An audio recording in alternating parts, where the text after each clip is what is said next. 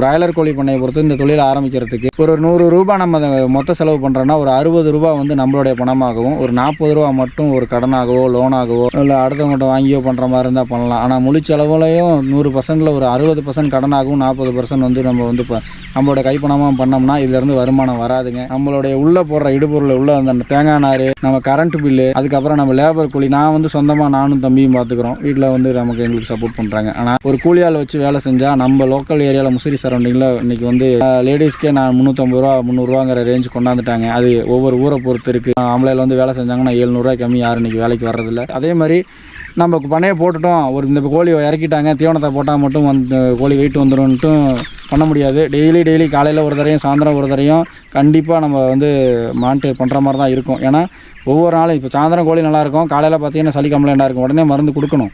மருந்து கொடுக்கலன்னா காலையில் அது ஈவினிங் வந்து மறுபடியும் அது வந்து அஃபெக்ட் ஆகும், அந்த கோழி இறப்பு ஆகும். அதை வந்து தொடர்ச்சியாக பராமரிப்பு பண்ணால் மட்டும்தான் நல்ல வருமானம். ஆர்வமும் ஈடுபாடும் இருக்கணும். அது இருந்தால் கண்டிப்பாக அந்த தொழிலில் ஜெயிக்கலாம். நன்றி.